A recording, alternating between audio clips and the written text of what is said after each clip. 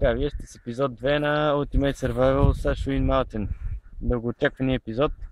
Намираме се в полите на Стара планина. Както виждате, е доста стръмно. Времето е слънчево за разлика от вчера. Няма мъгли, които убиват хората. Не сме толкова добре екипирани. Въпреки това ще бъде голямо приключение. Продължаваме да се катерим нагоре. Наистина доста стръмно, има насипи. Трябва да се внимава къде се стъпва. Понякога има изми. Както виждате, доста хлъзгава почвата и е голям шанс да се пребият. Но трябва да внимавате много, защото се пада по лице и се обева носа. Допълнителни трудности са също така падналите клонки и съчки от боровете, което доста предразполага за падане. Хич не е приятно, но се справяме. Въпреки това изкачваме се на доста голяма надморска височина. Както виждате, се вдъхвам доста. Кислорода намалява. Затова трябва да се попазите, да дишате по-малко. Да говорите по-малко, но в случая няма как.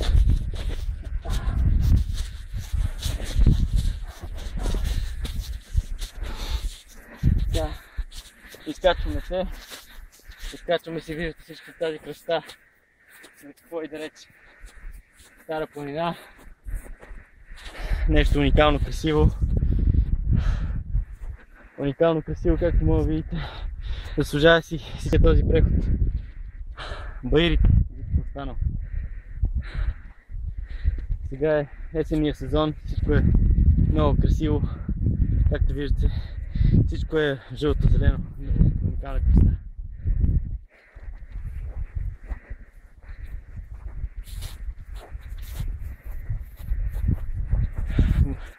Въздухът е чист, за разлика от градовете, които имат тази голям смог. Тук може да добре да починете.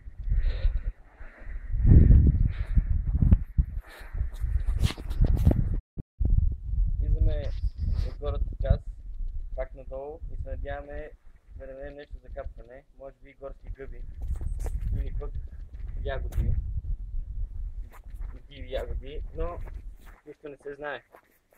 В момента сезона е доста умрял и всичко е загинало. Дали ще открием нещо е въпрос на време. Сега слизаме внимателно надолу, защото както казах е доста хлъзгаво. Може да станат инциденти.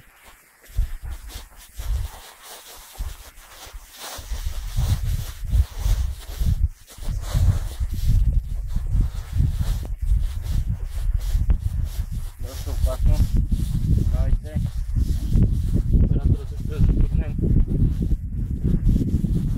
Това не е за всеки.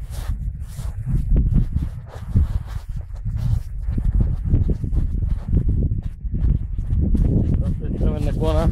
Ще се справим. Ето и една пеперуда. Последната от вида си за тази година. Доста малко животно. Вече тук е опасно, защото има вълци и мечки. Може да попаднете на някоя и най-малко да бъдете обезглавен. Но за това ще говорим по-натам. Сега се отправяме към реката. Може би да намерим риба, ако има някаква останала, въпреки че точно преди зимния сезон реката е доста намалява и е трудно да намерим каквото и да било. Но ще видим, че нещо трябва да ядем. Трябва да побързаме, тъй като се стъмва рано в планината, а вече е почти зале слънце. Както казах, е доста опасно, защото има мечки и вълци. Затова трябва да побързаме, да намерим някаква храна.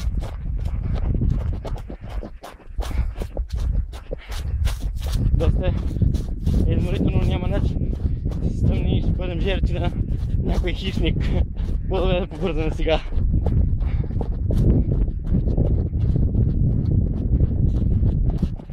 Ето е реката, която е доста малка.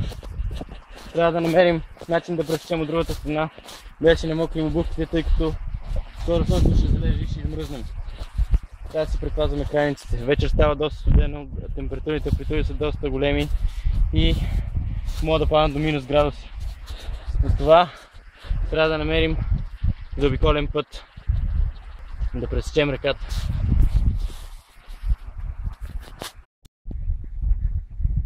Намерих плод. Също е доста вкусно. Мисля, че са дренки. Единството, което можех да намеря тук, трябва да пресека реката.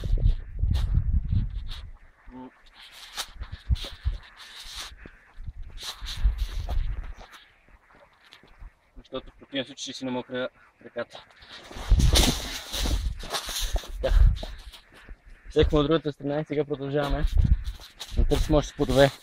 Дренките всъщност бяха доста вкусни. Един от любимите ми плодове. Търсиме нещо по-засичащо, защото това трудно бих се наял.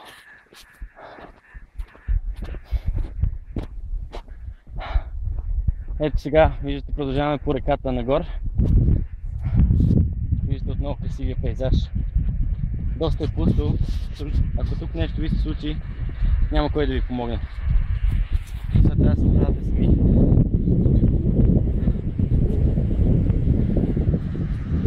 Ето и реката.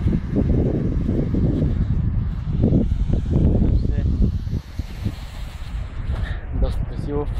Отново продължаваме да търсиме плодове и зеленчуци.